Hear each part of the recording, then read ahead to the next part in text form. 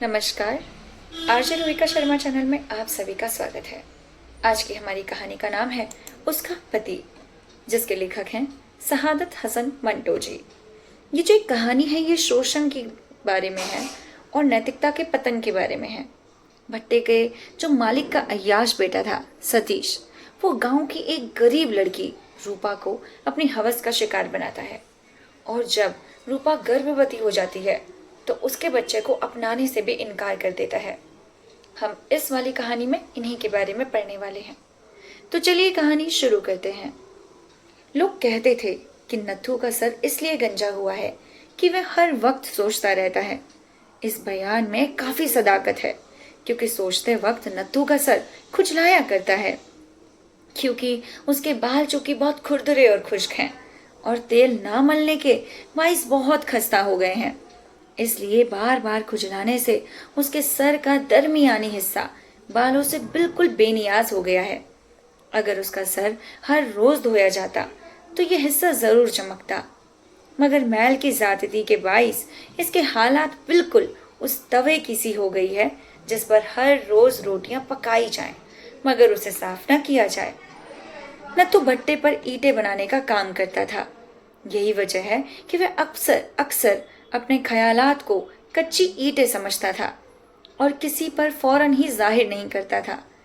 इसलिए उसका ये उसूल था कि ख्याल को अच्छी तरह पकाकर बाहर निकालना चाहिए ताकि जिस इमारत में भी वो इस्तेमाल हो उसका हिस्सा मजबूत बन सके।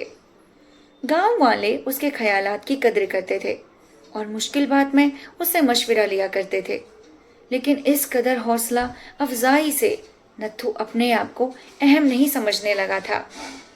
जिस तरह गांव में शंभू का काम हर वक्त लड़ते लड़ झगड़ते रहना था, उसी तरह उसका काम हर वक्त दूसरों को मशवरा देते रहना था।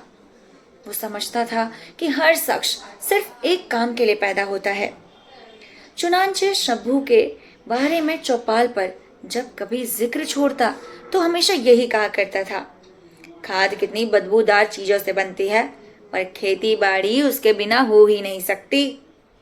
शंभू के हर सांस में गलियों की बास आती है, ठीक है, पर गांव की चहल पहल और रौनक भी उसी के दम से कायम है।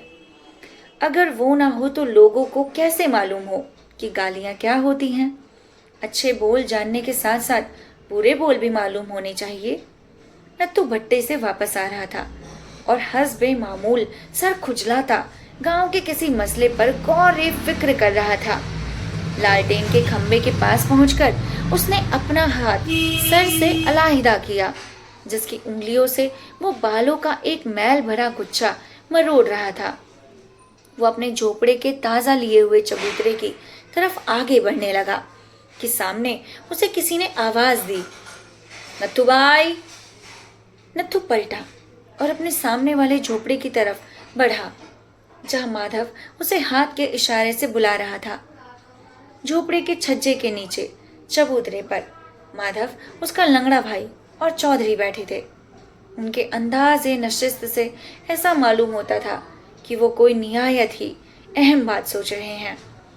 सबके चेहरे कच्ची ईंटों के मानिंदे पीले थे।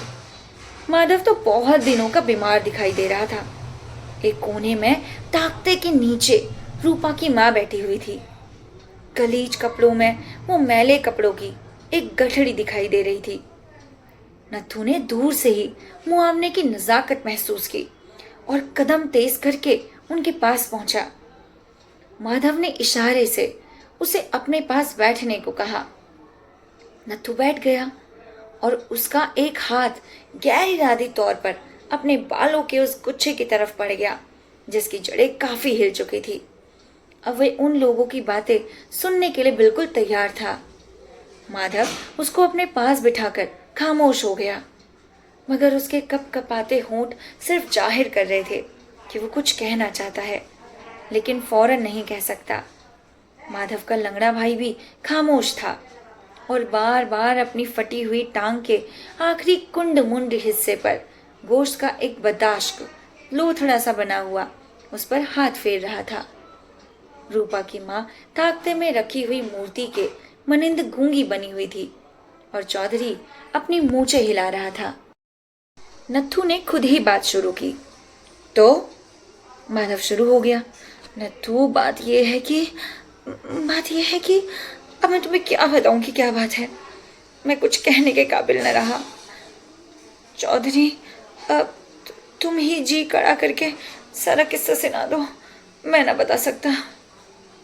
नत्थू ने गर्दन उठाकर चौधरी की तरफ देखा, मगर वो जमीन पर लकीरें बनाता रहा और कुछ ना बोला। दोपहर की उदास फिजा बिल्कुल खामोश थी। अलबत्ता कभी कभी चीलों की चीख सुनाई देती थी और झोपड़े के दाहिने हाथ घूरे पर जो मुर्गे कूड़े को कुरेद रहा था, कभी कभी वो भी किसी मुर्गी को देखकर बोल उठता था। चंद लम्हात तक झोपड़े के छज्जे के नीचे सब खामोश रहे और नत्थू मुआमने की नजाकत अच्छी तरह समझ गया। रूपा की माँ ने रोनी आवाज में कहा, मेरे फूटे भाग, उसके तो जो उजड़ना था उजड़ी। मुझे भागन की सारी दुनिया बर्बाद हो गई। अब मैं क्या करूं? कुछ भी नहीं रहा। माधव ने कंधे हिला दिए और नत्थू से मुखाब होकर कहा, क्या हो सकता है भाई? मैं ये कलंक टीका अपने माथे पर लगाना नहीं चाहता। मैंने जब अपने लालू की बात रूपा से पक्की की थी तो मुझे एक किस्सा मालूम नहीं था। अब तुम लोग खुद ही विचार करो कि सब कुछ जानते हुए मैं अपने बेटे का ब्याह रूपा से कैसे कर सकता हूँ। ये सुनकर नत्थू की गर्दन उठी। वो शायद ये पूछना चाहता था कि लालू का ब्याह रूपा से क्यों नहीं हो सकता। अभी कल तक ही तो सब ठीक था, अब इतनी जल्दी क्या हो गई कि रूपा लालू के काबिल ना रही। वो रूपा और लालू दोनों को अच्छी तरह जानता था और सच पूछो तो गांव में हर शख्स एक दूसरे को अच्छी तरह जानता है। वो कौन सी बात है जो उसे उन दोनों के बारे में अब तक मालूम ना थी। रूपा अपनी आंखों के सामने फली पली, बड़ी और जवान हुई। अभी कल की ही बात है, उसने उस गाल पर एक जोर का धप्पा भी मारा था और उसको इतनी मजाल ना हुई कि चूबी करे। हालांकि गांव के सब छोकरे छोकरियां गुस्ताख थे और बड़ों का बिल्कुल भी अदब ना करते थे। रूपा तो बड़ी भोली भाली लड़की थी, बातें भी बहुत कम करती थी और उसके चेहरे पर भी कोई अलामत ना थी जिससे ये पता चलता कि वो कोई शरारत भी कर सकती है। फिर आज उसकी बाबत ये क्यों हो रही है?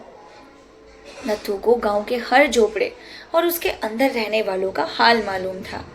मिसाल के तौर पर उसे मालूम था कि चौधरी के गाय ने सुबह सवेरे एक बछड़ा दिया है और माधव के लंगड़े भाई की बैसाखी टूट गई। गामा हलवाई अपनी बालों से मूछें चुनवा रहा है और उसके हाथ से आईना गिर कर टूट गया। एक सेर दूध के पैसे नाई को बतौर कीमत देना पड़ा। उसे ये भी मालूम था कि 2 उपलों पर परसराम और गूंग की चकपक होते होते रह गई थी और सालिग्राम ने अपने बच्चों को पापड़ भून कर खिलाए थे। हालांकि वैद्य जी ने मना किया था कि उनको मिर्ची वाली कोई शय ना दी जाए। नत्थू हैरान था कि ऐसी कौन सी बात है जो उसे मालूम नहीं। ये तमाम ख्यालात उसके दिमाग में एकदम आए और वो माधव काका से अपनी हैरत दूर करने की खातिर कोई सवाल करने ही वाला था कि चौधरी ने जमीन पर तोते की शक्ल मुकम्मल करते हुए कहा, कुछ समझ नहीं आता, थोड़े ही दिनों में वो बच्चों की माँ बन जाएगी। तो ये बात थी। नत्थू के दिल में एक घूसा सा लग गया। उसे ऐसा मालूम हुआ कि दोपहर की धूप में उड़ने वाली सारी चीलें उसके दिमाग में घुस गई हैं। उसने अपने बाल ज्यादा तेजी से मरोड़ने शुरू किए। माधव काका नत्थू की तरफ झुका और बड़े दुख भरे लहजे में उसने कहा, बेटा, तुम्हें ये बात तो मालूम है कि मैंने अपने बेटे की बात रूपा से तय की थी। अब मैं तुमसे क्या कहूँ, जरा कान इधर लाओ। उसने हौले से नत्थू के कान में कुछ कहा और फिर उसी लहजे में कुछ कहने लगा। कितनी शर्म की बात है, मैं तो कहीं का ना रहा। ये मेरा बुढ़ापा और ये जानलेवा दुख, और तो और लालू को बताओ कितना दुख हुआ होगा। तुम ही इंसाफ करो, क्या लालू की शादी अब इससे हो सकती है? लालू की शादी तो एक तरफ रही, क्या ऐसी लड़की हमारे गांव में रह सकती है? क्या इसके लिए गांव में कोई जगह है? नत्थू ने सारे गांव पर एक तायराना नजर डाली और उसे ऐसी जगह नजर न आई जहां रूपा अपने बाप समेत रह सकती थी। अलबत्ता एक उसका झोपड़ा था जिसमें वो चाहे किसी को भी रख सकता था। पिछले बरस उसने कोढ़ी को उसमें पनाह दी थी।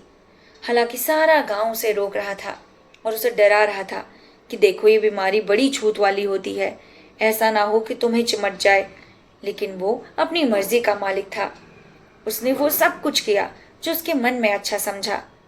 कोढ़ी उसके घर में पूरे 6 महीने रहकर मर गई, लेकिन उसे बीमारी बीमारी बिल्कुल न लगी। अगर गांव में रूपा के लिए भी कोई जगह न रहे तो क्या इसका मतलब था कि उसे मारी मारनी फिरने दिया जाए? हरगिज नहीं। नत्थू इस बात का कायल नहीं था और दुखी पर और दुख लाद दिया जाए। उसके झोपड़े में हर वक्त उसके लिए जगह थी। वो 6 महीने तक एक कोढ़ी की तीमारदारी कर सकता था, तो रूपा कोढ़ी तो नहीं थी। ये सोचते हुए नत्थू का दिमाग एक गहरी बात सोचने लगा। रूपा कोढ़ी नहीं थी, इसलिए वो हमदर्दी की ज्यादा मुस्तक भी नहीं हो सकती। उसे क्या रोग था? कुछ भी नहीं। जैसा ये लोग कह रहे हैं वो थोड़े ही दिनों में बच्चे की माँ बनने वाली है, पर यह भी कोई रोग नहीं है। और क्या माँ बनना कोई पाप है? हर लड़की औरत बनना चाहती है और हर औरत माँ बनना चाहती है। उसकी अपनी स्त्री माँ बनने के लिए तड़प रही थी और वो ये खुद चाहता था कि वो जल्दी माँ बन जाए। इस लिहाज से भी रूपा का माँ बनना कोई ऐसा जुर्म नहीं जिस पर उसे सजा दी जाए और फिर उसे रहम का मुहस्सिर करार कर दिया जाए। वो एक के बजाय 2 बच्चे जाने, इसे किसी का क्या बिगड़ता था? और वो औरत ही तो थी, मंदिर में गड़ी हुई देवी तो थी कि फिर ये लोग ख्वाल महा क्यों कर रहे हैं? क्यों जान हलकान कर रहे थे? माधव काका के लड़के से उसकी शादी होती भी तो कभी ना कभी बच्चा जरूर पैदा होता। और अब कौन सी आफत आ गई? ये बच्चा जो उसके पेट में था कहीं से उड़कर तो नहीं आ गया? शादी ब्याह जरूर हुआ होगा। ये लोग बाहर बैठे आप ही फैसला कर रहे हैं और जिसकी बाबत फैसला हो रहा है उससे कुछ पूछते ही नहीं। गोया वो बच्चा नहीं बल्कि ये खुद जान रहे हैं। अजीब बात है। और फिर उनको बच्चों की क्या फिक्र पड़ गई? बच्चे की फिक्र करते तो माँ करती या उसका बाप। हाँ, बाप। और मजा देखिए कि कोई बच्चे की बाप की बात ही नहीं करता। कौन है उसका बाप? ये सोचते हुए नत्थू के दिमाग में एक बात आई और उसने माधव काका को कहा, काका, जो तुमने बात कही उससे बड़ा दुख हुआ मुझे, पर तुमने ये कैसे कह दिया कि रूपा के लिए यहाँ कोई जगह खाली नहीं? हम सब अपने झोपड़े पर ताला लगा दे तो भी उसके लिए एक दरवाजा खुला रहेगा। चौधरी ने जमीन पर तोते की आंख बनाते हुए कहा। तौबा का। नत्थू ने जवाब दिया, उनके लिए जो पापी हो। रूपा ने कोई पाप नहीं किया, वो निर्दोष है। चौधरी ने हैरत से माधव काका की तरफ देखा और कहा, इसने पूरी बात नहीं सुनी है, इसीलिए बोले जा रहा है। माधव का लंगड़ा भाई अपनी कटी हुई टांग पर हाथ फेरता रहा। नत्थू रूपा की माँ से मुखातिब हुआ, अभी सुन लेता हूँ, रूपा कहाँ है? रूपा की माँ ने अपनी खुरदुरी उंगलियों से आंसू पोंछते हुए कहा, अंदर बैठी अपने नसीबों को रो रही है। यह सुनकर नत्थू ने अपने सर पर एक बार जोर से खुजलाया और उठकर कमरे में चला गया। रूपा अंधेरी कोठरी के एक कोने में सर झुकाए बैठी थी। उसके बाल बिखरे हुए थे। मैले कुचैले कपड़ों में अंधेरे के अंदर वो गीली मिट्टी का ढेर सा दिख रही थी। जो बातें हो रही थी उनका एक एक लफ्ज उसने सुना था। हालांकि उसके कान अपने दिल की बातें सुनने में लगे थे जो किसी तरह खत्म ही ना होती थी। नत्थू अंदर आने के लिए उठा तो वो दौड़कर सामने की खटिया पर जा पड़ी और गुदड़ी में अपना सर मुंह छुपा लिया। नत्थू ने जब देखा कि रूपा छुप गई है तो उसे बड़ी हैरत हुई। उसने पूछा, अरे मुझसे क्यों छुपती हो? रूपा रोने लगी और अपने कपड़े में और लपेट लिया। वो बगैर आवाज के रो रही थी, मगर नत्थू को ऐसा महसूस हो रहा था कि रूपा के आंसू उसके तपते हुए दिल पर गिर रहे हैं। उसने गुदड़ी के उस हिस्से पर हाथ फेरा जिसके नीचे रूपा का सर था और कहा, मुझसे क्यों छुपती हो? मैं क्या कर दूंगा? हाँ? रूपा ने सिसकियों में कहा। नत्थू उसके पास बैठ गया और कहने लगा, कैसा पाप? तुमने कोई पाप नहीं किया, और अगर किया भी हो तो उसे क्या छुपाना? ये तो खुद एक पाप है। मैं तुमसे सिर्फ एक बात पूछने आया हूँ। मुझे ये बता दो कि किसने तुम्हारी सदा हंसती आंखों में ये आंसू भर दिए हैं? किसने इस बाली उम्र में तुम्हें पाप और पुण्य के झगड़े में फंसा दिया? मैं क्या कहूँ? रूपा ने ये कहकर गुदड़ी में और सिमट गई। नत्थू बोलता था और रूपा को ऐसा महसूस होता था कि कोई उसे इकट्ठा कर रहा है, उसे सुकेड़ रहा है। नत्थू ने बड़ी मुश्किल से रूपा के मुंह से कपड़ा हटाया और उसको उठाकर बिठा दिया। रूपा ने दोनों हाथों में अपने मुंह को छुपा लिया और जोर जोर से रोना शुरू कर दिया। उसने नत्थू को बहुत दुख हुआ। एक तो पहले उसे ये चीज सता रही थी कि सारी बात उसके जहन में मुकम्मल तौर पर नहीं आती, और दूसरे रूपा उसके सामने रो रही थी। अगर उसे सारी बात मालूम होती तो वो उसके यूं आंसू रोकने की कोशिश कर सकता था जो मैली गुदड़ी में जज्ब हो रहे थे, मगर उसको सिवाय इसके और कुछ मालूम नहीं था कि रूपा थोड़े ही दिनों में बच्चे की माँ बनने वाली है। उसने फिर उससे कहा, रूपा, तुम मुझे बताती क्यों नहीं हो? नत्थू भैया तुमसे पूछ रहा है, और वो कोई गैर थोड़ी है जो ये तुम अपने मन में छुपा रही हो। तुम रोती क्यों हो बेटा? गलती हो ही जाया करती है। लालू की किसी और से शादी हो जाएगी और तुम अपनी जगह खुश रहोगी। तुम्हें दुनिया का डर है तो मैं कहूँगा कि तुम बिल्कुल बेवकूफ़ हो।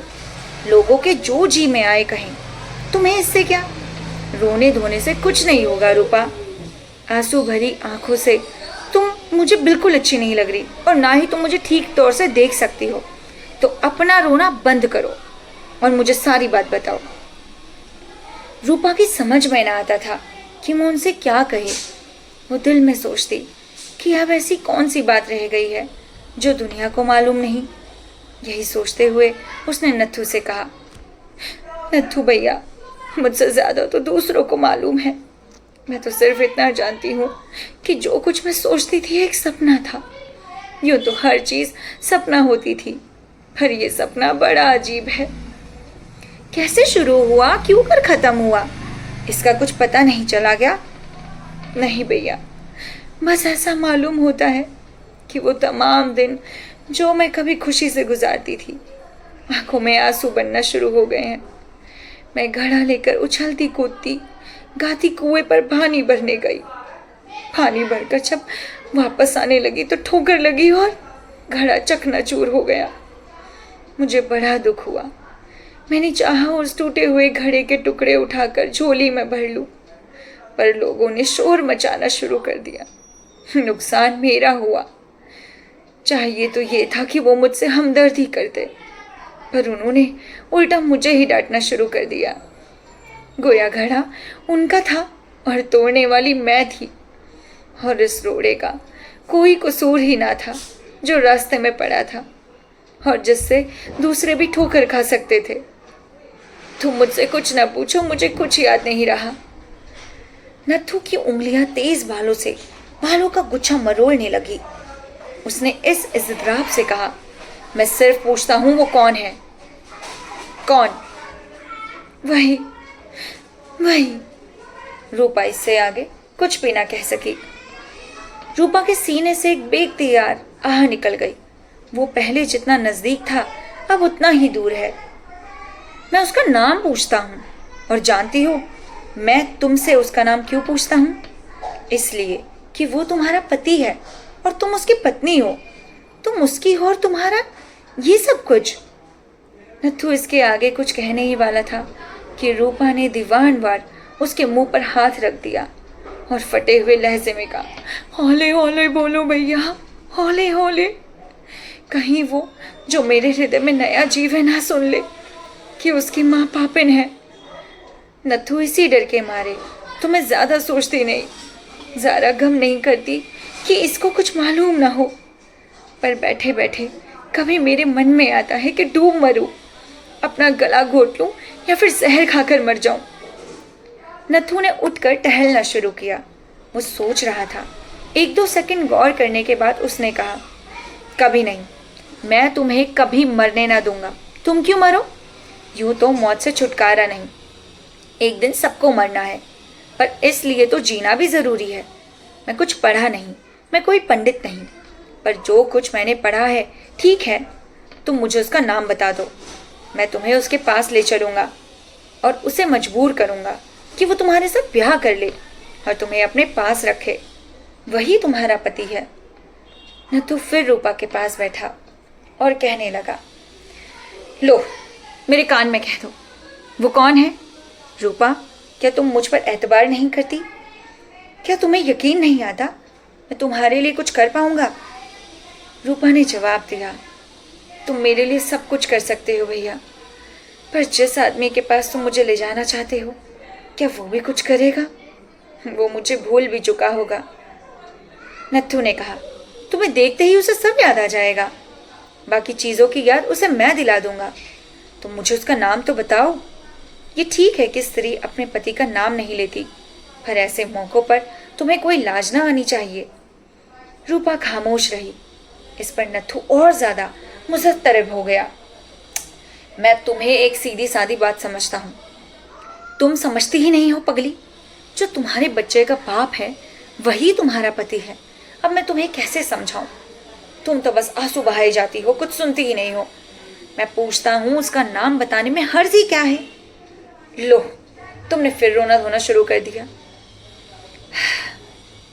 मुझे बता दो वो कौन है। तुम मान लो मैं उसका कान पकड़कर उसे सीधे रास्ते पर ले आऊंगा। रूपा ने सिसकियों में कहा, तुम मुझे बार बार मुझे उसकी बीवी ना कहो, ना ही उसे मेरा पति। मेरी जवानी, मेरी आशा, मेरी दुनिया कब की विधवा हो चुकी है। तुम मेरी मांग में सिंदूर भरना चाहते हो और मैं चाहती हूँ कि सारे बाल ही नोच डालूं। नथु, अब कुछ ना हो सकेगा। मेरी झोली के बेर जमीन पर गिर सके, सबके सामने मेरी जामे पड़े हैं, और उसके बाहर निकालने से क्या फायदा? उसका नाम पूछकर तुम क्या कर लोगे? लोग तो मेरा भी नाम भूल जाना चाहते हैं। नथु तंग आ गया और तेज लहजे में कहने लगा, तुम बेवकूफ हो, मैं तुमसे कुछ ना पूछूंगा। उठकर जाने लगा तो रूपा ने हाथ के इशारे से उसे रोका। ऐसा करते उसे रंग जद पड़ गया। नथु ने गीली आंखों की तरफ देखा।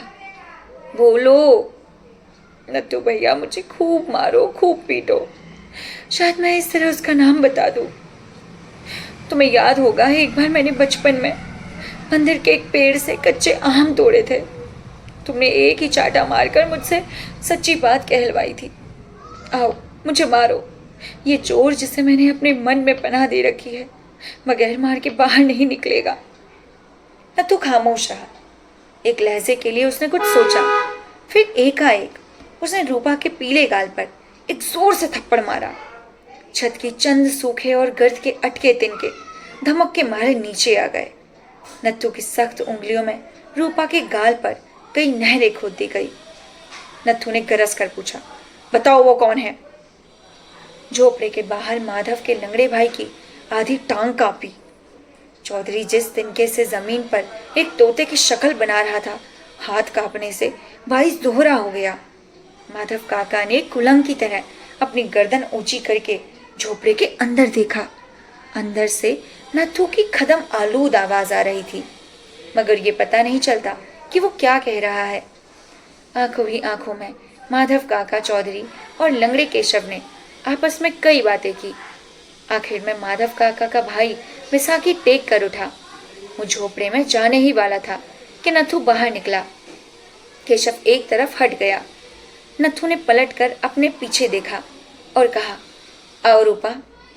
उसने फिर रूपा की माँ से कहा, माँ, तुम बिल्कुल चिंता ना करो, सब ठीक हो जाएगा, हम शाम तक लौट आएंगे। किसी ने नथु से ये ना पूछा कि वो रूपा को लेकर कहाँ जा रहा था। माधव काका उससे पूछने ही वाला था कि नथु और रूपा दोनों चबूतरे पर से उतरकर मूरी के उस पार जा चुके थे। चुनांचे वो अपनी मूछ के सफेद बाल नोचने में मशरूफ हो गया और चौधरी कुबड़े तिलके को सीधा करने लगा। भट्टे के मालिक लाल गणेश दास का सतीश, जिसे भट्टे के मजदूर छोटे लाला जी कहते थे, अपने कमरे में अकेला चाय पी रहा था। पास ही तिपाही पर एक खुली हुई किताब रखी थी, जिसे गालिबन वो पढ़ रहा था। किताब के जिल्द की तरह उसका चेहरा भी जज्बात से खाली था। ऐसा मालूम होता था कि उसने अपने चेहरे पर ग्लाफ चढ़ा रखा है। वो हर रोज अपने अंदर एक नया सतीश पाता था। जाड़े और गर्मियों में दरमियानी मौसम की तरह मुयग्गर था। वो गर्म और सर्द लहरों का एक मजूमा था, जिसे दूसरों के सोचते थे, लेकिन वो हाथों और पैरों से नोचता था।